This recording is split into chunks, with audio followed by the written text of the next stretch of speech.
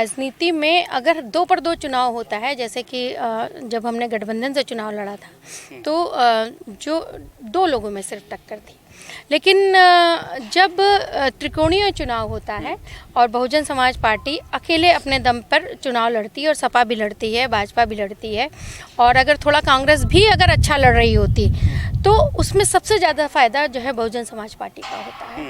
तो निश्चित रूप से 2022 का चुनाव बहुत निर्णायक चुनाव होगा और ज़्यादा से ज़्यादा बहुजन समाज पार्टी अब की बार कोई ऐसी लहर भी नहीं है जिस तरह से 2017 का चुनाव हुआ था, ना मोदी ना योगी ना बीजेपी का कोई ऐसा खास नजर आ रहा है कहीं। तो ऐसे में बीएसपी को क्या फायदा होता नजर आ रहा है? आपको लग रहा है कि बीएसपी को उसका फायदा मिलेगा या समाजवादी पार्टी को उसका फायदा मिल जाएगा? देखिए, बहुजन समाज पार्टी बहुत साइलेंटली काम करती है, क्योंकि मैं यहाँ पे लगी हुई हूँ, मुझे पता है, क्योंकि हम लोगों ने सबसे पहले जो है अपना कैंडिडेट डिसाइड किया, और जब बहन जी कैंडिडेट डिसाइड करती हैं तो ये बिल्कुल तय हो जाता है कि कैंडिडेट यही रहेगा।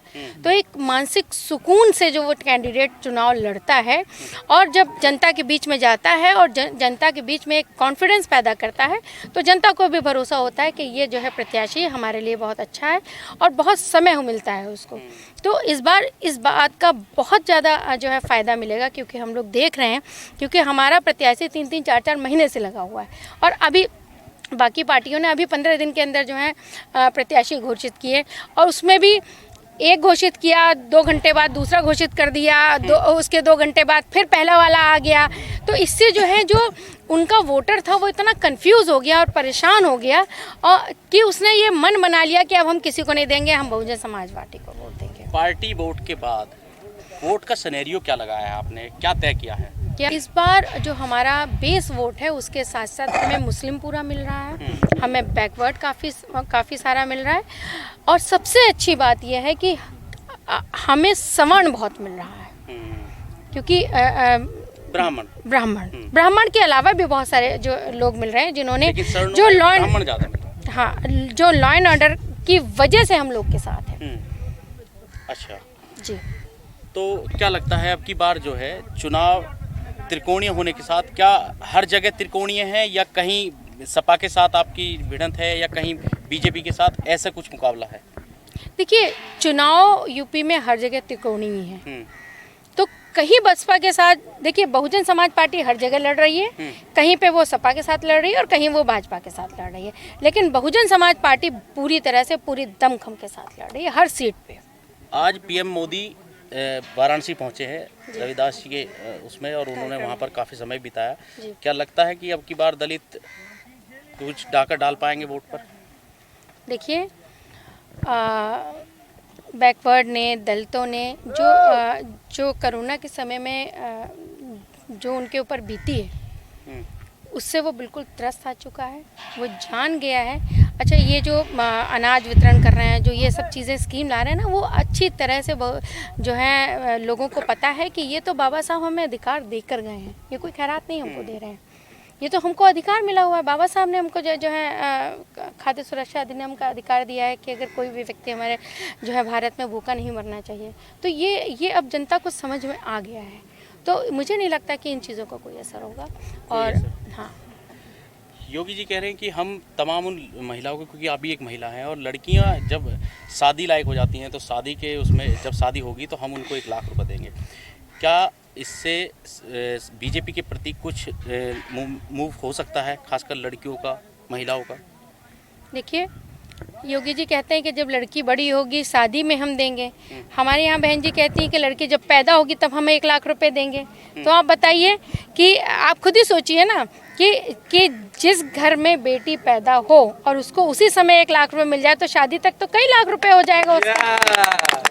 तो जनता इतनी तो अवेयर ही है कि इस झांसे में नहीं आने वाली है। कब उसकी बेटी इस लायक होगी कि वो जो है अब जो है वो 5 साल बाद, 10 साल बाद वो लाख रुपया देगा, तो उसकी कदर ही क्या रह गई, उसकी वैल्यू कुछ बची नहीं ना। धार्मिक तौर पर ध्रुवीकरण हो सकता है क्या वोट होगा?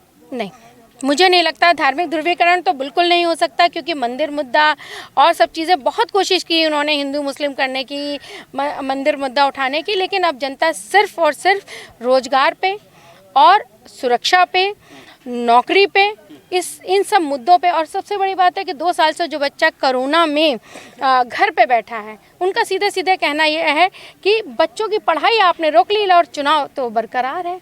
मतलब आपको सत्ता चाहिए, बच्चों का भविष्य से आपका कोई लेना देना नहीं। लेकिन मैडम, धार्मिक मुद्दे को बीजेपी कुछ पीछे करके सुरक्षा का मुद्दा बहुत तेजी से आगे बढ़ा रही है, उसके नाम पे वोट मांग रही है। बहुत देर कर दी है। और बहन जी हमेशा इसको शुरुआत से बहन जी का सबसे जो मेन मुद्दा होता है वही है कि महिला सुरक्षा, समाज सुरक्षित महसूस करता है उनके उनके समय में। ये सबसे बड़ी जो है बहन जी की उपलब्धि है। और वो तो कह रहे हैं ना, हम महिलाओं को सुरक्षा दे रहे हैं, पर आधी रात भी महिला जा सकती है कहीं भी।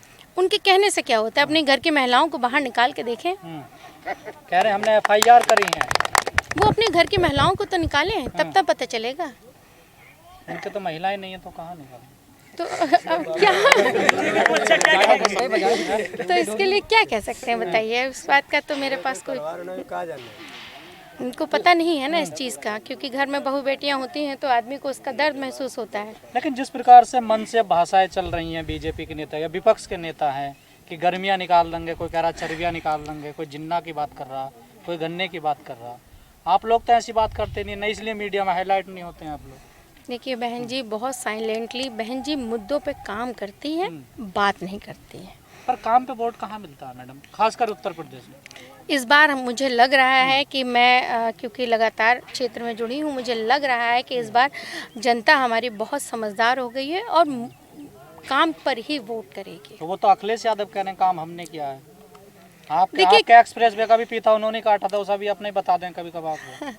देखिए कहने के लिए सब लोग कहते हैं, लेकिन जो भारत की जनता है बहुत समझदार हो गई है और इस बार उसने निर्णय ले लिया है कि बहुजन समाज पार्टी को हमको हर हालत में सत्ता में लाना है। कहीं कोई गलती हुई क्या BSP से मैडम? देखिए गलती तो जो है BSP से तो नहीं कह सकते हम, ये आला अधिकारियों से नहीं, ये जनता जरूर महसूस कर रही है कि उसने बहन जी को न चुन के गलती करी है।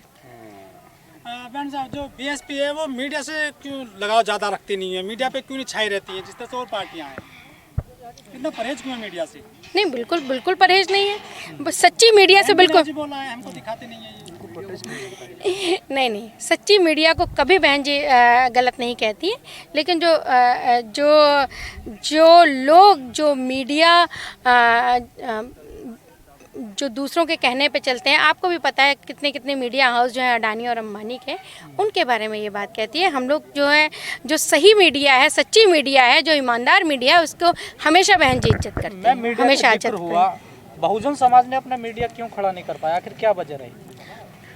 बहुजन समाज पार्टी का जो मीडिया, सोशल मीडिया इस टाइम डेवलप हुआ है, उससे बड़ा कोई मीडिया ही नहीं है। उसमें तो देरी हो गई ना सोशल मीडिया में। नहीं, बिल्कुल कोई देरी नहीं हुई है। हम लोग कभी लेट नहीं है, इट्स नेवर टू लेट। कभी हम लेट नहीं हो सकते। जिस दिन से हम खड़े हो जाएं उस दिन से हमेशा आगे रहेंगे। पर सोशल मीडिया की पकड़ इतनी नहीं है ना जितनी मुख्य धारा। नहीं, बहुत ज़्यादा है, बहुत ज़्यादा है। इसलिए मैं कहती हूँ कि हम सभी लोगों से निवेदन करती हूँ कि कभी भी कोई चीज़, कोई ट्वीट आए, कुछ भी आए, उसको शेयर ज़रूर करिए। हम लोग शेयर करने से बचते हैं। अगर हमारे समाज का हर व्यक्ति शेयर करने लगे, चीज़ों को अप्रिशिएट करने लगे, शेयर करने लगे, तो हम लोग कहीं पीछे नहीं, हम लोगों से बहुत ज़्यादा आगे हैं, क्योंकि संख्या में ही ज़्यादा है। समाज की स्थिति वो है ना, वो अफोर्ड नहीं कर पा रहा ना उस प्रकार का मोबाइल, ना वो डाटा उसके पास। नहीं, ऐसा नहीं मैं कहूँगी, क्योंकि मैं देख रही हूँ ना कि गांव में आदमी के पास खाने को नहीं होगा, लेकिन फ़ोन ज़रूर होगा। मैडम, पिछले साल बहन जी की सरकार में ये कहा गया था कि बहन जी ने बहुत पत्थर लगाए हैं पूरे देश में, जहाँ सरकार उनकी चलिए, चाहे लखनऊ में। पत्थर एक बड़ा मुद्दा बना था। क्या मुद्दा रहेगा बहन जी की यदि सरकार आती है तो? वो जो लोग कहते थे कि पत्थर आप लगाए हैं, और वो जो कहने वाले लोग, पत्थर वाली सरकार, वो जो लोग कहते थे, आज वही जो लोग वो उसी पत्थर की वजह से बहन जी को वोट देंगे। कि जो लखनऊ की हालत बहन जी ने कर दी है ना, कि विश्व से अगर कोई भारत आता है तो उसका देखने का एक स्थान जो है लखनऊ भी होता है। वो हेरिटेज सिटी वो जो बना के दे दिया है ना, पूरे विश्व में इसका नाम हो गया है। लेकिन बात वाले कह रहे हैं मंदिर बना रहे हैं, उसे देखते हैं लोग। देखिए, कहने कोई क्या कह रहा है इसके बारे में मुझे नहीं पता। मैं तो ग्राउंड रिपोर्ट जान रही हूँ कि विश्व से अगर भारत में कोई पर्यटक बाहर से आता है तो उसके लिए लखनऊ एक ऐसा स्थान होता है जिसको वो ज़रूर घूम के जाता है। कहावत